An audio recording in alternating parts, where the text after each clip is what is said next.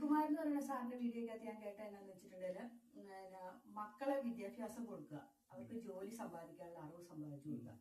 അതിനുശേഷം കാരണവന്മാർ അവനവന്റെ സമ്പാദ്യം ഉണ്ടാക്കി വയ്ക്കുക. പിള്ളേരെ പഠിപ്പിക്കുന്നതിനൊപ്പം കൊച്ചു കൊച്ചു സമ്പാദ്യങ്ങൾ ഉണ്ടാക്കുക. അല്ലാണ്ട് വായി പിടിച്ചിരുന്നിട്ടുണ്ടെങ്കിൽ പിന്നീട് മക്കൾ നോക്കിയില്ല എന്ന് പറഞ്ഞ് കരഞ്ഞോണ്ട് നടന്നിട്ട് കാര്യമില്ല. ഇന്നത്തെ കാലത്ത് നടക്കും കൂട്ട. പിന്നെ പിള്ളേർക്ക് വിദ്യാഭ്യാസം ഉണ്ടാക്കി കൊടുക്കുക എന്ന് പറയുമ്പോൾ ഇപ്പോഴത്തെ ഇത് വെച്ചിട്ട് വിദ്യാഭ്യാസം എന്ന് പറയുന്നത് ഡിഗ്രി സർട്ടിഫിക്കറ്റ് അല്ല. ഡിഗ്രി ഉണ്ടായി എന്ന് പറഞ്ഞിട്ട് ജോലി കിട്ടില്ല. ഇപ്പം ഒരു എഞ്ചിനീയറിംഗ് കഴിഞ്ഞു എന്ന് ഓർത്തിട്ട് അല്ലെങ്കിൽ ഒരു MBBS കഴിഞ്ഞു എന്ന് ഓർത്തിട്ട് ജോലി കിട്ടില്ല. അതിനകത്ത് വേണ്ട അറിവുകൾ ഉണ്ടാക്കിയെടുക്കുക എന്നുള്ളതാണ് ആദ്യത്തെ കാര്യം.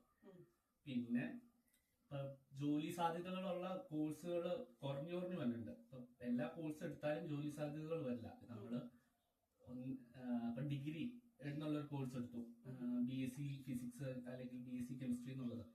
നമ്മൾ അത് പഠിച്ചു കഴിഞ്ഞാൽ പണ്ടൊരു സ്കൂളിൽ ടീച്ചർ എന്നുള്ളത് ജോലി കിട്ടും. ഇപ്പം അങ്ങനെ ഒരു ഡിഗ്രി കംപ്ലീറ്റ് ചെയ്തു എന്നുള്ളത് കൊണ്ട് ജോലി കിട്ടില്ല. ജോലി കിട്ടുകയാണെങ്കിൽ തന്നെ നമ്മുടെ സാലറി എന്ന് പറയുന്ന സാധനം എക്സ്പെക്ടേഷനെ മീറ്റ് ചെയ്യാൻ പറ്റാത്ത രീതിയിൽ സാലറി കുറഞ്ഞു വന്നു. ഇപ്പം 5000 രൂപയ്ക്ക് ഒരു മാസ ശമ്പളത്തിന് ജോലിക്ക് എടുക്കാന്ന് പറഞ്ഞ ആളുകളുണ്ട്. കാരണം കിട്ടാനില്ലാത്തതുകൊണ്ട് ഉള്ള സാലറിക്ക് കയറാനാളുണ്ട്. അപ്പം ജോലി കിട്ടുക എന്നുള്ളതിന് പോലെ തന്നെ ശമ്പളമുള്ള ജോലിക്കുള്ളത് നോക്കാന്ന് പറയാം. ഇപ്പം കുറെ ജോലികളുണ്ട്. ഇപ്പൊ സൈക്കോളജി അല്ലെങ്കിൽ ഷെഫിന്റെ ഇത് അല്ലെങ്കിൽ അങ്ങനത്തെ ഹ്യൂമൻ സ്കിൽസ് വേണ്ട കുറെ ജോലികളുണ്ട്. അതിനൊന്നും ശമ്പളം കുറയൂല്ല, ജോലി സാധ്യത കൂടുകയുള്ളൂ ഫ്യൂച്ചറിലേക്ക് വരുന്നത്. ഷെഫിന്റെ ഇതൊക്കെ നല്ലതല്ലേ? ഷെഫിന്റെ നല്ലതാ. കാരണം മനുഷ്യനെ റെപ്ലിക്കേറ്റ് ചെയ്യാൻ ഒരു സിസ്റ്റത്തിന് പറ്റാത്ത ഒരു ജോലിയാണ് ഷെഫിന്റെ. ഒരു റോബോട്ടിന് വന്ന് കുക്ക് ചെയ്യണതിന് ഇപ്പം സാധിക്കുന്നില്ല. കാരണം ഓരോ മനുഷ്യന്റെ ടേസ്റ്റിനനുസരിച്ച് ഉപ്പ് കുറച്ച് കൂടുതൽ ഇട്ടാൽ ടേസ്റ്റ് കൂടും, അല്ലെങ്കിൽ മുളക് പൊടി കുറച്ച് കൂടുതൽ ഇട്ടാൽ ടേസ്റ്റ് കൂടും. അതിന് മനുഷ്യന് മാത്രം പ്രോസസ് ചെയ്തെടുക്കാൻ പറ്റുള്ളൂ. അതൊരു കമ്പ്യൂട്ടറിനോ അല്ലെങ്കിൽ AIക്കോ പ്രോസസ് ചെയ്തെടുക്കുന്നതിന്റെ അപ്പുറത്താണ്. അപ്പം അങ്ങനത്തെ ഒരു കരിയറൊക്കെ വരുമ്പോൾ നല്ല മിഷലിൻ സ്റ്റാർ റെസ്റ്റോറൻറ്റ്സ് ഉണ്ട്, അതായത് 5 സ്റ്റാറിന് മേലുള്ള റെസ്റ്റോറൻറ്റ്സ് ഉണ്ട്. അവിടെയൊക്കെ ഒരു ഷെഫ് എന്ന് പറഞ്ഞ ജോലി കിട്ടുക എന്ന് പറഞ്ഞാൽ അത് ഷെഫിന് മാത്രം തന്നെ, അതായത് മനുഷ്യന് മാത്രം തന്നെ ഒരു ജോലികളാണ്. അതൊന്നും ഒരിക്കലും AI വന്നു എന്ന് ഓർത്ത് പോകില്ല. ഇപ്പം മെഡിക്കൽ കരിയർ തന്നെ AI വന്നിട്ട് കുറെ മാറ്റങ്ങൾ. ഇപ്പം അടുത്ത 10 വർഷത്തിലെ റേഡിയോളജിസ്റ്റ് എന്ന് പറഞ്ഞ ഒരു ഡോക്ടറിന്റെ ഇത് പോകും. റേഡിയോളജിസ്റ്റ് എന്ന് പറഞ്ഞ ആ ഒരു ഡിപ്പാർട്ട്മെന്റ് തന്നെ റോബോട്ട് AI ആക്കും. കാരണം സ്കാൻ ചെയ്യുന്നതും എക്സ്റേ എടുക്കുന്നതും അങ്ങനെ. ഒന്നാമത്തെ കാര്യം സ്കാനിങ്, എക്സ്റേ അങ്ങനത്തെ സാധനങ്ങൾ കുറെ റേഡിയേഷന് കുറെ ലിമിറ്റേഷൻസ് ഉണ്ട്. അപ്പൊ ഒരാൾ ചെന്ന് ചെയ്യുക എന്ന് പറയുമ്പോൾ അതിനുള്ള കാര്യങ്ങളും റേഡിയേഷന് എഫക്ട് ചെയ്ത കുറെ പ്രശ്നങ്ങളൊക്കെ ഉണ്ടാവും. അപ്പം ആ പ്രശ്നങ്ങൾ ഒരു കമ്പ്യൂട്ടർ ഇന്റഗ്രേറ്റഡ് ആയിട്ട് സോഫ്റ്റ്വെയർ വെച്ച് സ്കാനിങ് എക്സ്റേ ഒക്കെ എടുത്ത് കഴിയുമ്പോൾ ആ പ്രശ്നങ്ങൾ മാറുവാൻ തന്നെ ആ ഒരു ഡിപ്പാർട്ട്മെന്റ് മാറിക്കിട്ടും. അങ്ങനെ പല ഡിപ്പാർട്ട്മെന്റും ഇപ്പൊ കമ്പ്യൂട്ടർ വന്നു കഴിഞ്ഞ് മാറുന്നുണ്ട്. ഇപ്പം സർജറി, മനുഷ്യരിൽ നന്നായിട്ട് സർജറി ചെയ്യണ റോബോട്ടുകളുണ്ട്. അപ്പൊ സർജൻസ് എന്ന് പറഞ്ഞത് ഒരു 10-20 വർഷം കഴിയുമ്പോൾ റോബോട്ടുകളായിരിക്കും. നമ്മളിപ്പം ഫിഷിൻ അസിസ്റ്റന്റ് എന്ന് പറഞ്ഞൊരു കോഴ്സ് ഉണ്ട്, മാർച്ചേച്ചി പഠിക്കുന്ന കോഴ്സ്. അപ്പൊ ഫിഷിൻ അസിസ്റ്റന്റിന്റെ ജോലി ആയിരിക്കും ഒരു ഡോക്ടറിന്റെ ഭാവിയിൽ വരുന്നത്. രോഗിയുടെ രോഗം എന്താന്ന് ഒരു കമ്പ്യൂട്ടർ ഡിറ്റക്ട് ചെയ്യുന്നു, ആ കമ്പ്യൂട്ടർ തന്നെ അതിന് വേണ്ട കാര്യങ്ങൾ ചെയ്യുന്നു. ഈ ഡോക്ടർ അതിന് സൈൻ ചെയ്യല് മാത്രമേ ഉള്ളൂ, അപ്രൂവൽ കൊടുക്കല് മാത്രമായിരിക്കും കാണുള്ളൂ. സർജറി ചെയ്യണതോ മരുന്ന് കൊടുക്കണോ മരുന്നിന്റെ ഡോസ് ഫിക്സ് ചെയ്യണതോ എല്ലാം കമ്പ്യൂട്ടറായിട്ട് മാറും. അപ്പൊ AI വന്നു കഴിഞ്ഞാലും ഈ അടുത്ത തലമുറ അതാണല്ലോ. അപ്പൊ വന്നു കഴിഞ്ഞാലും നമുക്ക് ജോലി സാധ്യതയുള്ള ഒത്തിരി കോഴ്സുകളുണ്ട് അല്ലെ? ജോലി സാധ്യത മനുഷ്യനെ റിപ്ലിക്കേറ്റ് ചെയ്യാൻ പറ്റാത്ത എല്ലാ സ്ഥലത്തും. ഇപ്പൊ പ്ലംബർ എന്ന് പറയുന്നത് ഒരു വീടിന്റെ പ്ലംബിങ്ങിന്റെ ഒരു ഇത്, അത് ഹ്യൂമൻ സ്കില്ല് വേണ്ട സാധനമാണ്. അതുപോലെ ഇലക്ട്രീഷ്യൻ എന്ന് പറയുന്നത് ഹ്യൂമൻ സ്കില്ല് വേണ്ട സാധനമാണ്. അതുപോലെ ഗ്രാഫിക്സ് കാർഡ്, അതുപോലെ കമ്പ്യൂട്ടറിന്റെ കമ്പോണൻസ് ഡിസൈൻ ചെയ്യല്, അതൊക്കെ മനുഷ്യന് ചെയ്യാൻ പറ്റുന്ന കാര്യങ്ങളാണ്.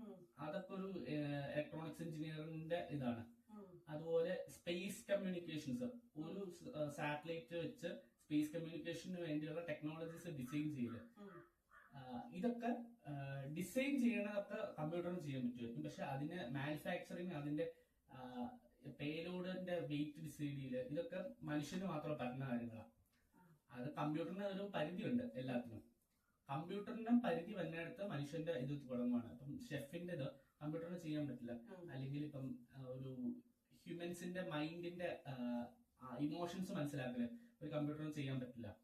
അങ്ങനത്തെ ഇതിനൊക്കെ ജോലി സാധ്യതകൾ കൂടുതലാണ്.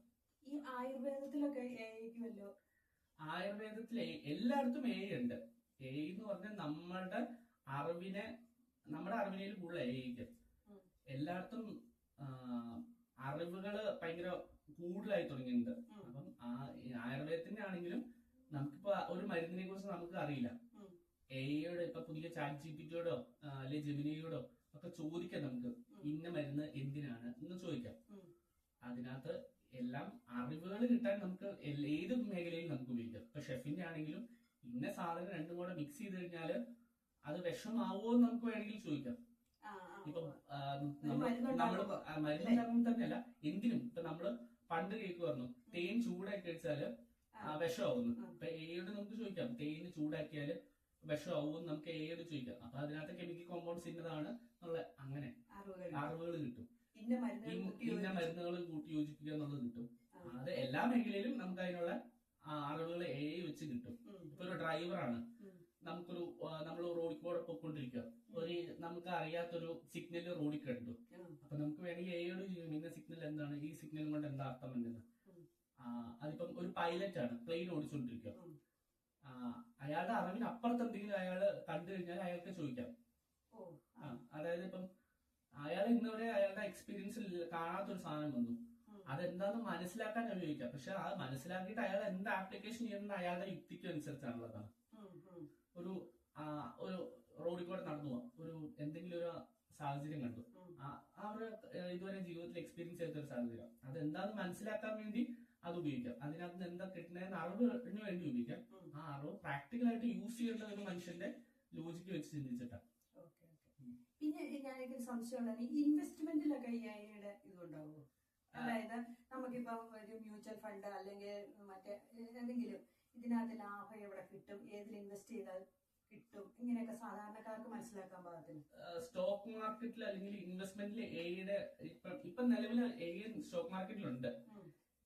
അടുത്ത 10 വർഷത്തിനുള്ളിൽ ഏത് സ്റ്റോക്കാണ് ഇന്ന രീതിയിൽ എത്തുക എന്നുള്ള പ്രഡിക്റ്റ് ചെയ്യാൻ പറ്റുന്ന ഇതുണ്ട്. പക്ഷെ ഇതിന്റെ എല്ലാം അപ്പുറത്ത് എന്ത് പ്രഡിക്ഷൻ വന്നാലും ഓരോ വർഷം ഇപ്പം നമ്മൾ വെച്ച് പ്രഡിക്റ്റ് ചെയ്യും ഇന്ന സ്റ്റോക്ക് 10 വർഷം കൊണ്ട് ഇന്ന രീതിയിൽ എത്തുന്നു. ഇത്ര ഇപ്പം നമ്മൾ ടാറ്റയുടെ ഒരു ഷെയർ വാങ്ങി 10 വർഷം കൊണ്ട് ടാറ്റയുടെ ഷെയറിന്റെ മൂല്യം 100% വർദ്ധിക്കുന്നു നമ്മൾ വെച്ച് പ്രഡിക്റ്റ് ചെയ്യാൻ പറ്റും. പക്ഷെ ഈ പ്രഡിക്ഷൻ അപ്പുറത്ത് ടൈം എന്ന് പറഞ്ഞ ഒരു ഫാക്ടർ ഉണ്ട്. ഒരു യുദ്ധം നടന്നു കഴിഞ്ഞാല് സ്റ്റോക്ക്, അതായത് ലോകത്തെ ഏതെങ്കിലും ഒരു രാജ്യത്ത് ഒരു യുദ്ധം നടന്നു കഴിഞ്ഞാല് ആ യുദ്ധം ഈ സ്റ്റോക്ക് മാർക്കറ്റിൽ മൊത്തം ഇത് എഫക്ട് ചെയ്യുന്നതാണ്. ഇപ്പൊ ഇന്ത്യയുടെ ഒരു കമ്പനി എടുത്തു, ആ കമ്പനിക്ക് നല്ല രീതിയിൽ വളർച്ച ഉണ്ടായിരുന്നു. പക്ഷെ ആ കമ്പനിയുടെ ഹെഡ് ക്വാർട്ടേഴ്സിൽ എന്തെങ്കിലും പറ്റി ഒരു ഉരുളുപൊട്ടലോ അല്ലെങ്കിൽ കലാപോ അല്ലെങ്കിൽ എന്തെങ്കിലും കേസ് പരമായ എന്തെങ്കിലും വന്നോ ടാക്സ് വന്നോ ആ സ്റ്റോക്കിന്റെ വാല്യൂ കുറഞ്ഞു പോകാൻ ചാൻസ് ഉണ്ട്. അപ്പൊ പ്രഡിക്റ്റ് ചെയ്യാൻ പറ്റും, പക്ഷെ പ്രഡിക്ഷൻ ശരിയായിരിക്കണം നമുക്ക് പറയാൻ പറ്റില്ല.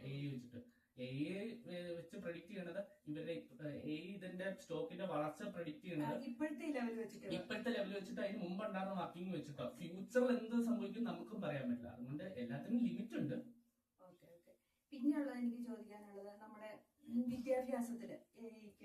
വിദ്യാഭ്യാസത്തിൽ എക്ക് നല്ല ഇതുണ്ട്. കാരണം ഇപ്പൊ ഇൻഫർമേഷൻസ് കിട്ടാൻ എളുപ്പമാണ്.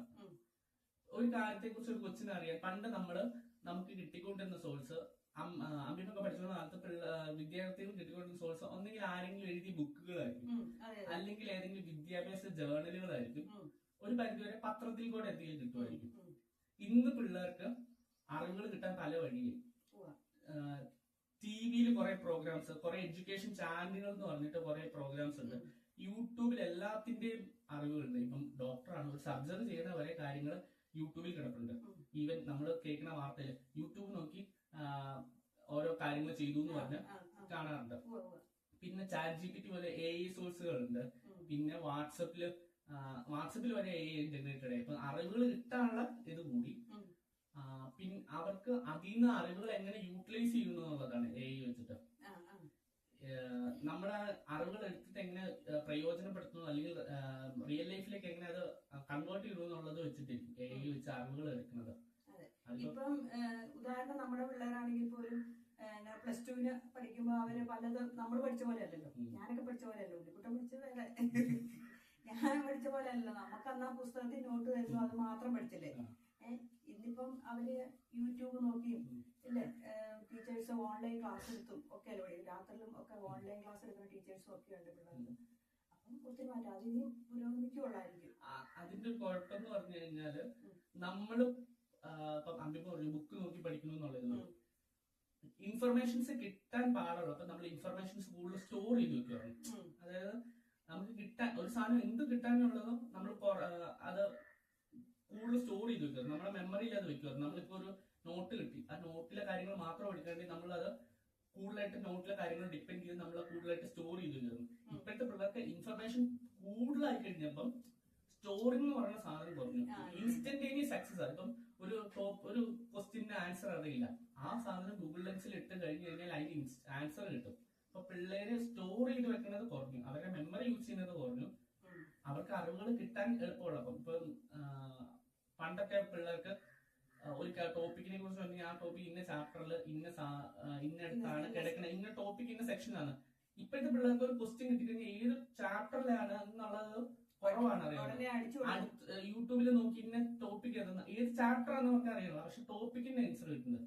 കണക്റ്റഡ് നോളജ് കുറഞ്ഞു വരുന്നുണ്ട് ഈ പുതിയ. അതുപോലെയല്ല പണ്ടൊക്കെ അമ്പിയമ്മയുടെ കാലത്തൊക്കെ കാർബൺ പേപ്പർ വെച്ചിട്ട് എഴുതി ഒരു നമ്മൾ ആബ്സെന്റ് ആയിട്ട് അന്നത്തെ വിഷയം കാർബൺ പേപ്പർ വെച്ച് എഴുതിയിട്ടൊക്കെ നമുക്ക് കൂട്ടുകാരൊക്കെ തരുമായിരുന്നു. ഇന്നിപ്പോ കോപ്പി എടുക്കുന്നു, ഒരു പുസ്തകം മൊത്തം കൊണ്ട് കൊടുത്തിട്ട് എടുക്കുന്നു, യൂട്യൂബിൽ അടിച്ചു നോക്കി എടുക്കുന്നു. ഇപ്പൊ കോപ്പി എടുക്കുന്ന തന്നെയല്ല, ഇപ്പം നമ്മളൊരു ദിവസം ക്ലാസ് പോയി നോട്ട് വേണമെന്ന് പറഞ്ഞാൽ ക്ലാസ് ഇരുന്നവർ തന്നെ എഴുതുന്നതായിരിക്കും, ഉള്ളവർ എഴുതുന്നത് അപ്പൊ തന്നെ ഫോട്ടോ എടുത്ത് അയച്ചു മേടിക്കുന്നു. അതായത് ഇൻഫർമേഷൻസ് ക്രിയേറ്റ് ചെയ്യാനും റെപ്ലിക്കേറ്റ് ചെയ്യാനും പെട്ടെന്നായി പിള്ളേർ അതിനനുസരിച്ച് അഡാപ്റ്റ് ആകും. ഇപ്പൊ പറഞ്ഞിട്ട് കാര്യമില്ല, അടുത്ത തലമുറ വരുമ്പോൾ ക്ലാസ് കാണില്ല, നോട്ട്ബുക്ക് പെന്ന് പേപ്പർ എന്നുള്ള സിസ്റ്റം കാണില്ല, ഒരു ടാബ്ലറ്റ് ഒരു ലാപ്ടോപ്പ് ആയിരിക്കും. അവർക്ക് ഈ ക്ലാസ്സിൽ പഠിപ്പിക്കുന്നത് ചിലപ്പം ടീച്ചർ ആവണമെന്ന് തന്നെയില്ല, ഏതെങ്കിലും AI സോഫ്റ്റ്വെയർ. ഇപ്പം കേരളത്തിലെ ഒരു സ്കൂളിൽ തന്നെ ഒരു റോബോട്ട് ടീച്ചർ വന്നിട്ടുണ്ട്.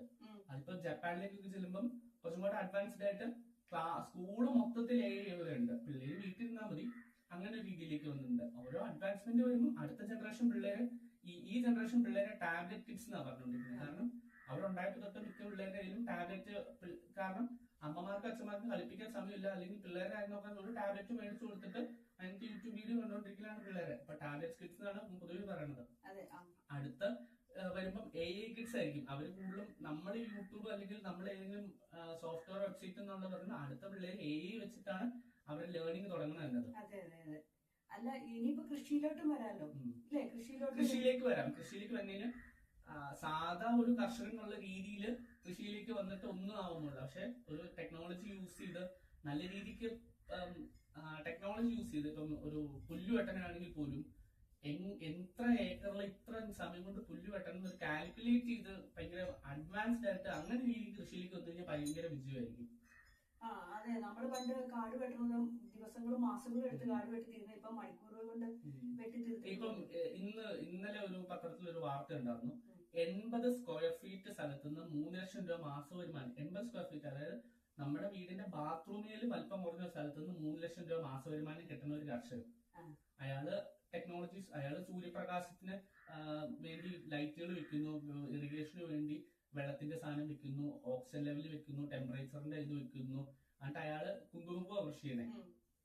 ആ ഒരു റൂമിനകത്ത് ജമ്മു കാശ്മീരിലെ പോലെ കാലാവസ്ഥ ഉണ്ടാക്കി അയാള് കുങ്കുമപ്പൂ കൃഷി എടുത്ത് അയാൾക്ക് ഒരു 3 ലക്ഷം രൂപ മാസ വരുമാനമുണ്ട്. അപ്പൊ ആ 80 സെന്റ് മാറിയിട്ട് ഒരു 1000 സ്ക്വയർ ഫീറ്റ് രീതിയിലേക്ക് എത്ര മാറിയാല് അയാളുടെ വരുമാനം എത്ര ഇരട്ടിയാവും. അപ്പം ടെക്നോളജി യൂസ് ചെയ്ത് ചെയ്യുന്ന പല കാര്യങ്ങളും വിജയത്തിലേക്ക് വരും. ഇപ്പൊ നമ്മൾ ചെയ്തുകൊണ്ടിരിക്കുന്ന പല കാര്യങ്ങളും ടെക്നോളജിയിലേക്ക് മാറുവാണെങ്കിൽ, ഇപ്പൊ സ്കൂളുകളുടെ കാര്യം പറയുന്നു, സ്കൂളുകളിലെ ടീച്ചേഴ്സ് പഠിപ്പിക്കുന്നു, ടീച്ചേഴ്സിന് ഒരു 8,000 രൂപ അല്ലെങ്കിൽ 10,000 രൂപ സാലറി കൊടുക്കുന്നു ഒരു CBSE സ്കൂളില്. ഈ CBSE സ്കൂളിലെ ടീച്ചർ പഠിപ്പിക്കുന്ന പിള്ളേർക്ക് അറിവുകൾ കൊടുക്കുന്നുള്ളൂ. അറിവുകൾ കൊടുക്കാൻ പല രീതിയുണ്ട്. ഇപ്പം ഈ 8,000 രൂപ കൊടുക്കുന്ന സമയത്ത് ഒരു ChatGPT വെച്ചിട്ട് ഒരു ടീച്ചറിനെ, ആർട്ടിഫിഷ്യൽ ഇന്റലിജൻസ് ടീച്ചറിനെ ഇറക്കി കഴിഞ്ഞാൽ അവർക്ക് ആ 8,000 രൂപ കൊടുക്കണ്ട. ആ 8,000 രൂപ അവരുടെ കയ്യിൽ ഇരിക്കുവാണ്, പിള്ളേർക്ക് അറിവുകൾ കിട്ടുന്നുമുണ്ട്. ചിലപ്പോ ഒരു ടീച്ചറെ പഠിപ്പിക്കുന്നതിൽ കൂടുതൽ നന്നായിട്ട് ഒരു കമ്പ്യൂട്ടറായിരിക്കും പഠിപ്പിക്കാൻ പറ്റുന്നത്. ആ രീതിയിൽ ഇത് കറക്റ്റായിട്ട് യൂസ് ചെയ്യാൻ അറിയാവുന്നതിന് ഇപ്പൊ കറക്റ്റായിട്ട് നല്ല രീതിയിൽ മുൻപോട്ട് പോകാൻ പറ്റുന്നുണ്ട്. അതെ അതെ. അപ്പൊ ഇതൊന്നും ഓർത്തില്ല, നമ്മുടെ പണ്ട് കാലത്തൊക്കെ നമ്മള് ഓരോ കാര്യങ്ങളൊക്കെ ചെയ്തത്, പണ്ട് പറയും നമ്മൾ കിലോമീറ്ററുകൾ നടന്നു പോയി സ്കൂളിൽ പോയി പഠിച്ചത്, അല്ലെങ്കിൽ അങ്ങനെ ബുദ്ധിമുട്ടിയിട്ട് വെള്ളം കോരിയെടുത്താണ് ഉപയോഗിച്ചത്, അരി അരച്ചാണ് ഉപയോഗിച്ചത് എന്നൊക്കെ പറയും. ഇന്നത്തെ കാലത്ത് ആരോടെങ്കിലും പറഞ്ഞാൽ അത് വിശ്വസിക്കും. അത് ഇപ്പം അന്ന് ആ ടെക്നോളജി ഉണ്ടായിരുന്നു അന്നത്. ഇപ്പൊ ടെക്നോളജി മാറി കൺവീനിയൻസ് എന്ന് പറഞ്ഞ സാധനം വന്നു. ഇപ്പം ഈ പറഞ്ഞ അവരല്ലേ ഒരു കാര്യം പറഞ്ഞു, നടന്ന സ്കൂളിൽ കൊണ്ടിരുന്നു. ഇന്ന് അവര് യൂസ് ചെയ്യുന്ന പല കാര്യങ്ങളും ടെക്നോളജിക്ക് അനുസരിച്ച് മാറി അവർ ചിന്തിക്കുന്നില്ല. പണ്ട് ഇപ്പൊ ഫോൺ വിളിക്കുന്നു, അല്ലെങ്കിൽ അതിനേലും കുറച്ചും കൂടെ പണ്ട് ഫോണില്ല, ഫോൺ വിളിക്കണമെങ്കിൽ തന്നെ ഏതെങ്കിലും ഒരു ലൈബ്രറിയിലോ അല്ലെങ്കിൽ ഉള്ള ഏതോ വീട്ടിൽ ചെന്നിട്ട് അല്ലെങ്കിൽ പള്ളിയിൽ ചെന്നിട്ട് വിളിക്കുന്നു. ഇന്നത് മാറി, എല്ലാവരെയും ഫോണായി. അപ്പം ഈ മാറെന്ന് പറഞ്ഞത് സ്കൂളിലേക്ക് നടന്നു പോണത് മാത്രമല്ല, എല്ലാം മാറിയിട്ടുണ്ട്. അല്ല, പണ്ടൊക്കെ നമ്മള് ഫോൺ ആരെങ്കിലും ഫോൺ വരും എന്ന് പറയുമ്പോ മണിക്കൂറുകൾക്ക് മുമ്പ് പോയി കാത്തിരുന്ന ഓരോ വീടുകളിലോ അല്ലെങ്കിൽ ഓരോ സ്ഥലങ്ങളിലൊക്കെ പോയി കാത്തിരുന്നിട്ട് ഇന്ന സമയത്ത് 8 മണിക്ക് വിളിക്കുന്നു പറഞ്ഞാൽ അങ്ങനെ പോയിരിക്കുന്നതല്ലേ. പിന്നെ നമ്മുടെ TV വന്നൊക്കെ ഒന്ന് ഓർത്ത് നോക്കിയേ, ആന്റിന എന്ന് പറഞ്ഞ സാധനം തിരിച്ച് ഗ്രെയിൻസ് ഒക്കെ ആയിട്ട് ഇങ്ങനെ എല്ലാം അതുപോലെ മാറി. ഇപ്പൊ TV എന്ന് പറഞ്ഞ സാധനം ഇപ്പൊ എല്ലാവരുടെ ഫോണിൽ എല്ലാം ചാനലും. വേൾഡ് കപ്പ് ഒക്കെ കാണുന്നത് എന്റെ പൊന്നെ അയലോക്കത്തെ വീട്ടിൽ പോയി കട്ടൻ ചായ ഒക്കെ കുടിച്ചിരുന്നു. ഇന്ന് എല്ലാവരും ഫോണിലേക്ക് മാറി. അപ്പം സ്കൂളിലേക്ക് നടന്നു പോണതോ അല്ലെങ്കിൽ ഒരു ഫോണിന്റെ കാര്യമോ അല്ലെങ്കിൽ ഒരു മിക്സിയുടെ കാര്യമോ കിണറിൽ നിന്ന് വെള്ളം കോരണ കാര്യമൊന്നുമല്ല. എല്ലാ കാര്യവും മാറി. പണ്ടൊക്കെ ഡ്രസ്സിന്റെ കാര്യം തന്നെ, നമ്മള് പണ്ടൊരു പുതിയ ഡ്രസ്സ് കിട്ടണമെങ്കിൽ നമ്മൾ ആ സാധനം തുണി മേടിച്ച് തയ്പ്പിച്ച് അളന്ന് തയ്പ്പിച്ചെടുക്കണം. നമുക്കൊരു ഡ്രസ്സ് കിട്ടാന്ന് തന്നെ ഒരു 10 ദിവസത്തെ ഇതായിരുന്നു. അങ്ങനെയാണോ? ഒരു ഏതെങ്കിലും സ്റ്റുഡിയോയിലോ മാക്സിലോ ഒക്കെ ചെന്നാൽ നമുക്ക് 5 മിനിറ്റ് കൊണ്ട് നമുക്ക് ഇഷ്ടമുള്ള സാധനം മേടിക്കുക, ഇറങ്ങാൻ പോരുക. എല്ലാം അങ്ങനെ മാറും. ബ്രാൻഡഡ് സാധനങ്ങളും എല്ലാം വന്നില്ലേ, കാലം മാറി. അപ്പം ഇത് അതുൽ സരോജ ഡോക്ടറാട്ടോ, ആയുർവേദ ഡോക്ടറാണ്.